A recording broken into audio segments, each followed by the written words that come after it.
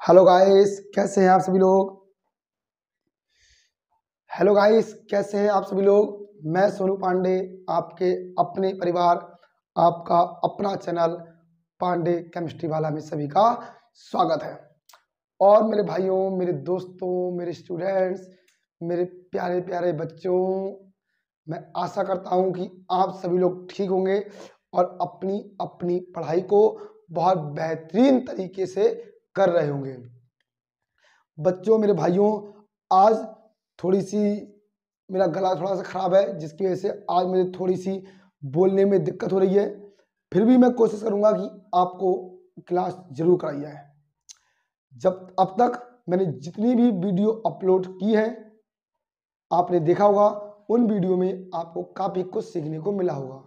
और इतनी वीडियो से आप ये तो समझ चुके होंगे कि एग्जाम में क्वेश्चन यहाँ से बाहर नहीं आएगा और केमिस्ट्री का डर रियलिटी में ख़त्म होने वाला है।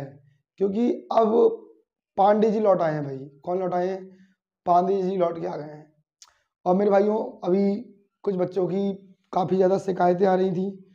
बोल रहे थे कि सर वीडियो में ब्लर बहुत आ रहा है।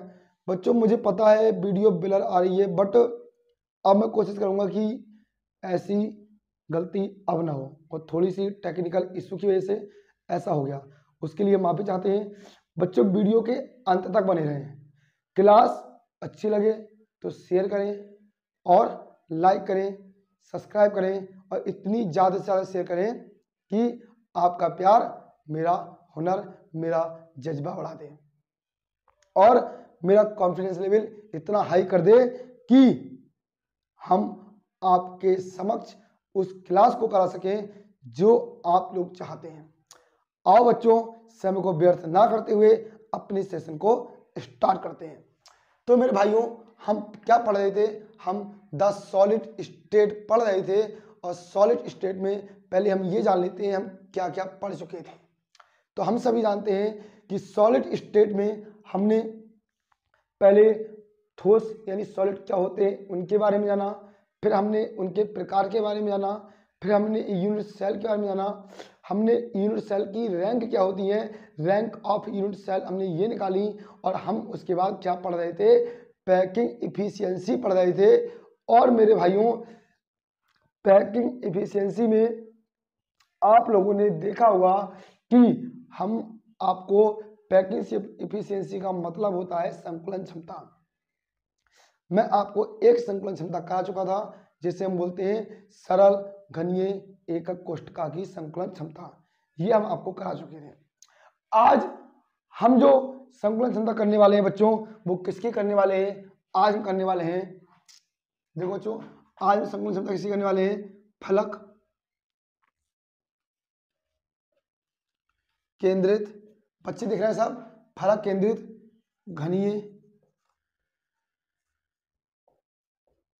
एकक कोष्ठका आज ये पढ़ने वाले हैं, जिसको हम शॉर्ट में क्या कहते हैं बच्चों? FCC। क्या बोलते हैं? Face centred cubic. ये क्या बच्चों? फुल फॉर्म है। तो हम क्या निकालने वाले हैं? फलक केंद्रित घनीय एकक कोष्ठका की बच्चों क्या निकालने वाले हैं? संकलन क्षमता कोष्ठका की क्या निकालने वाले हैं?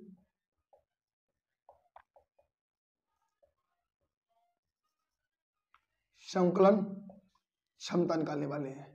तो बच्चों, इसको हम बहुत ध्यान से देखेंगे और हम जानेंगे। हम इसको बहुत ध्यान से देखेंगे और हम इसके बारे में समझने की कोशिश बिल्कुल करेंगे। आप लोग वीडियो के अंत तक बने रहें बच्चों। जो पढ़ा रहा हूं वही पढ़ा रहा हूं जो हमारे एग्जाम में आएगा, ठीक है? तो सभी बच्चे, मेरे सभी भाई, मेरे सभी दोस्त क्लास को छोड़कर ना जाएं और वीडियो में बने रहें। बच्चों, होता क्या देखते हैं, समय को ज्यादा व्यर्थ नहीं करेंगे। हम पहले ये देखते हैं कि एफसीसी होती क्या है, फलक केंद्रित घनीय एकक कोष्ठका होती क्या है, पहले ये जानेंगे। देखो, मैंने आपको बताया था बच्चों, ये क्या है? देखो बच्चों, देखेंगे हमने क्या बताया था कि ये क्या है। आपके सामने एक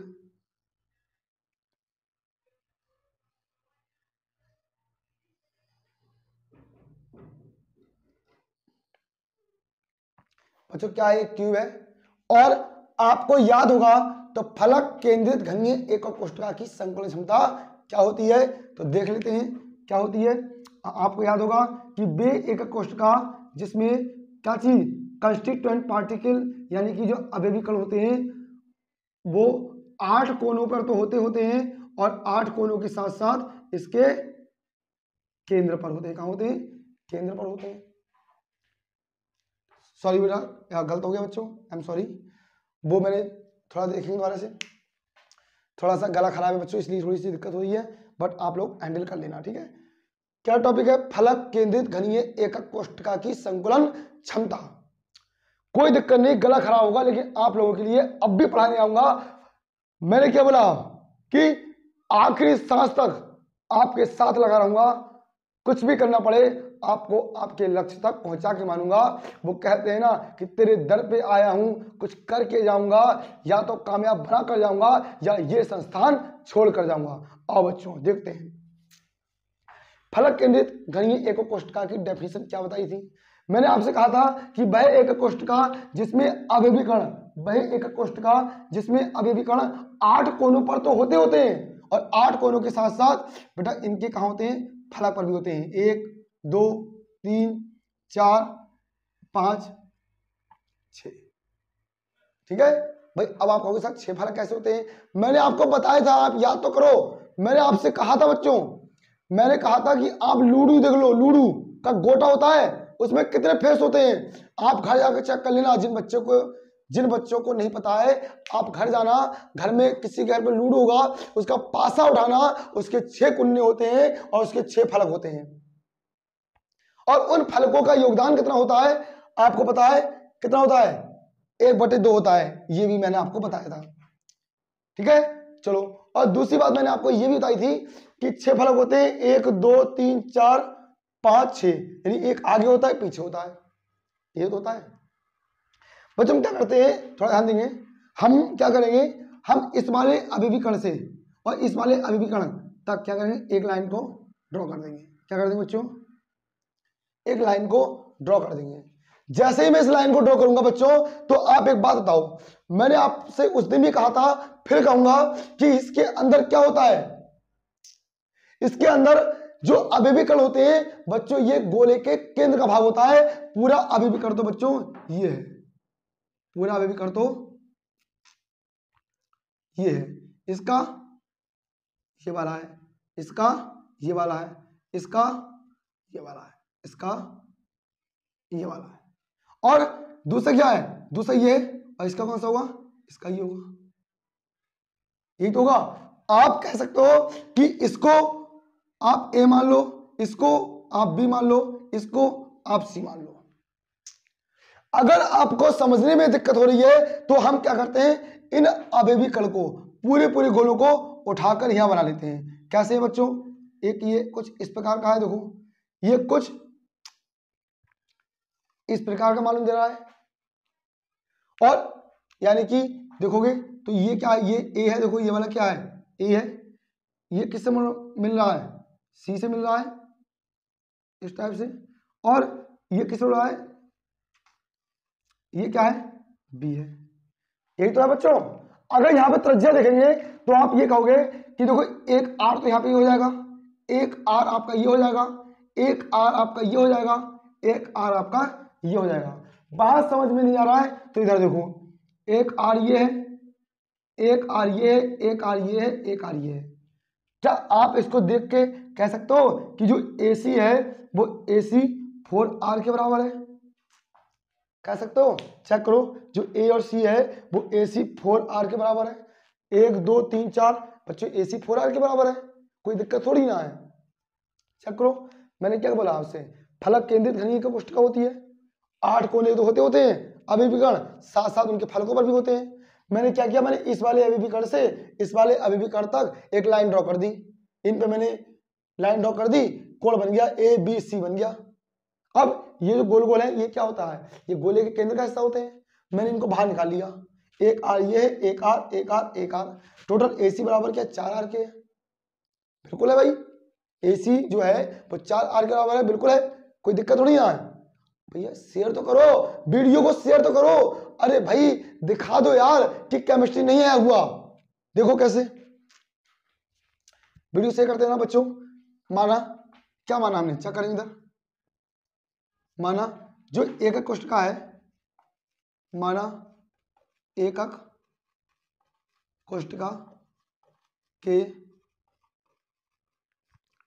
भुजा की जो लंबाई है, कल बताइए बेटा कितनी होती है, स्मॉल ए है, तथा त्रिज्या कितनी बताई थी मैंने, स्मॉल आर बताई थी, याद है कल की क्लास आप देख लेना। यानी कि ये जो है, यानी इसकी टोटल बात करें यहां से, यानी कि आप कह सकते हो कि जो ए और सी है इसकी भी लेंथ कितनी है, ए है, और ए से लेके बी तक की भी कितनी है, ए है। यानी कि बी और सी भी ए है, और ए और बी भी, ये भी ए है, और आपकी ये भी ए है नहीं है। तो मैंने ये माना कि इनकी जो लेंथ है, भुजा की लंबाई है वो ए है, और इनकी जो त्रिज्या है वो आर है। बच्चों कल मैंने आपको बताया था कि एक गोले का आयतन कितना होता है,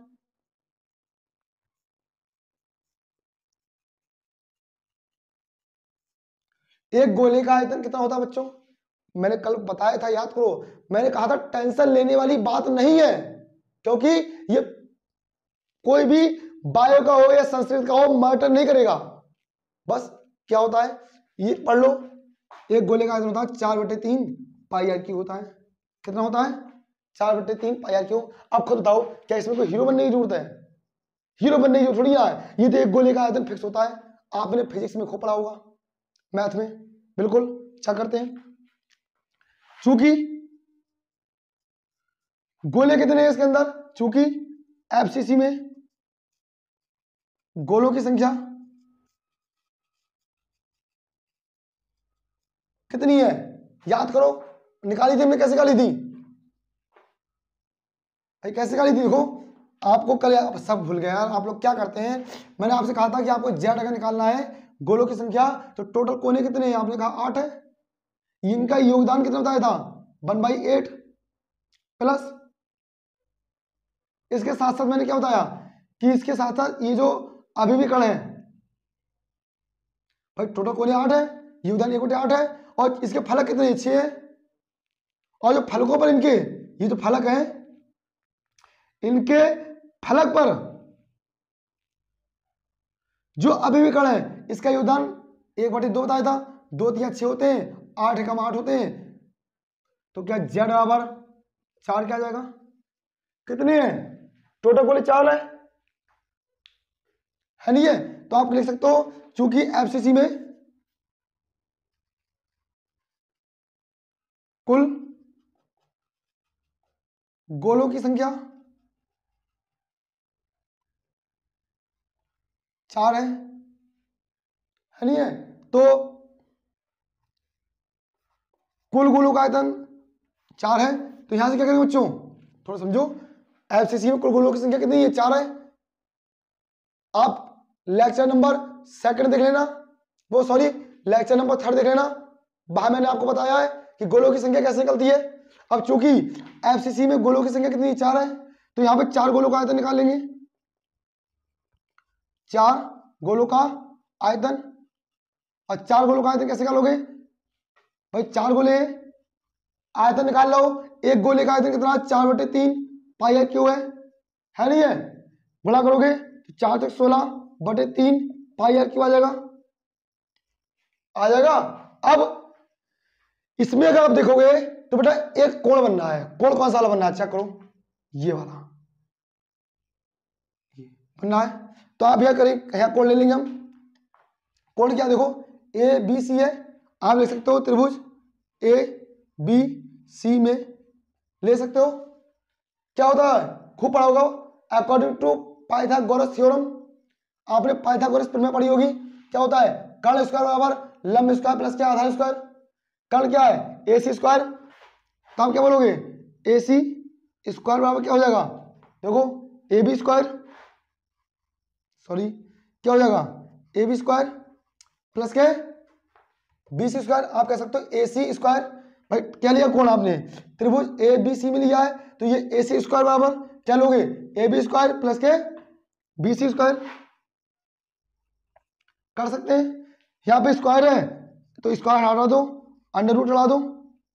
और ए बी का मान कितना है देखो, ए से लेकर बी तक की लेंथ कितनी मानी, ए स्क्वायर, प्लस बी से लेकर सी तक की कितनी मानी, ए स्क्वायर।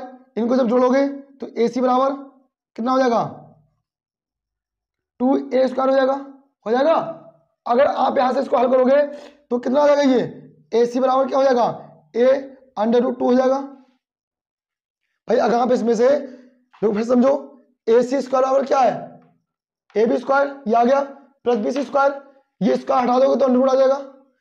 ए बी की वैल्यू ए स्क्वायर, बी सी की वैल्यू ए स्क्वायर, और ए स्क्वायर क्या होगा, 2a स्क्वायर होगा।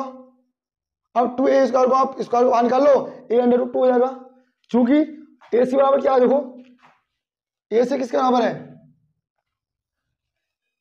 देखते हैं इधर, थोड़ा बोल छोटा पड़ गया। चूंकि बेटा जो ए सी है किसके बराबर है, आप कह सकते चूंकि जो ए सी है बेटा वो 4r के बराबर है, तो यहाँ पे ए सी के स्थान पे क्या कर सकते हो भाई, ये जो ए सी है ए सी के स्थान पे 4r रख सकते हैं, बिल्कुल रख सकते हैं। तो क्या हो जाएगा, 4r बराबर ए अंडर रूट 2 कर सकते हैं। यहां से ए की वैल्यू निकाल लेंगे तो क्या हो जाएगी, ए बराबर 4r अपॉन अंडर रूट 2। ये किसका मान निकल आया, ये ए का मान निकल आया। कोई दिक्कत है बच्चों, आपसे पूछे क्या है, संकुलन क्षमता।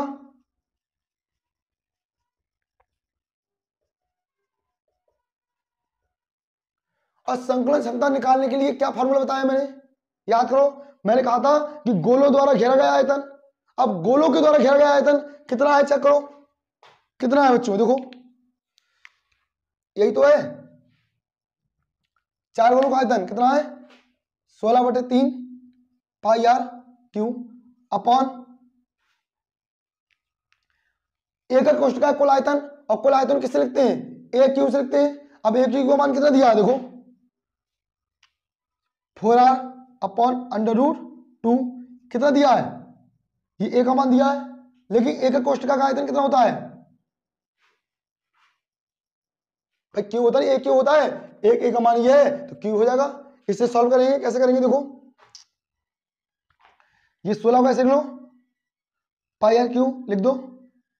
ये 3 जो है बटे में ऊपर, नीचे कहा जाएंगे, गुणे में आ जाएंगे।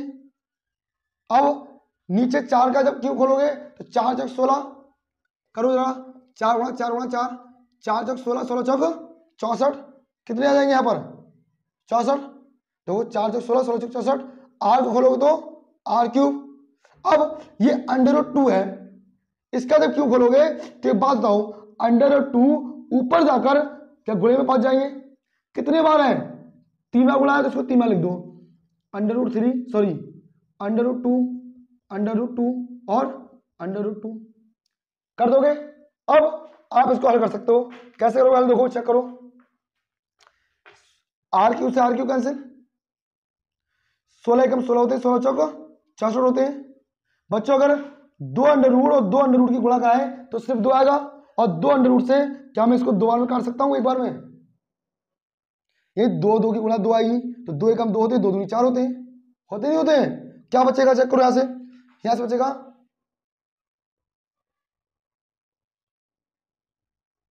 सॉरी इधर लिखते हैं, संकलन क्षमता बराबर क्या बचेगा चेक करो, पाई ऊपर क्या है पाई, पाई लगा देंगे, गुणे ये क्या अंडर रूट 2 लिख देंगे, अपॉन इधर क्या 3 दूनी 6 लिख देंगे। मैंने आपसे कहा था कि ज्यादा होशियार बनने की जरूरत नहीं है, दिमाग मारने की जरूरत नहीं है, क्वेश्चन कोई सा बोर्ड हो 2 या 3 नंबर का आएगा, ठीक है। क्या करना है, पाई का मान लगाना 22/7, अंडर रूट 2 का मान लगाना 6 से भाग दे देना, यानी जो एफसीसी की जो संकलन क्षमता होगी क्या होगी, एफसीसी की जो संकलन क्षमता आएगी निकल के वो कितनी आएगी 74% आएगी, कितनी आएगी 74% आ जाएगी। आप लोग समझिए कितनी आ जाएगी बच्चों 74% आ जाएगी। और आपसे अगर शेष संकलन क्षमता पूछे तो आप लोग क्या करोगे, आप 100 में से 74 को हटा देना, जो निकल के आएगी वो क्या होगी आपकी शेष संकलन क्षमता होगी। मैं एक बार रिपीट कर देता हूं बच्चों, देखो हमें किसकी निकालनी है, हमें एफसीसी की संकलन क्षमता निकालनी है।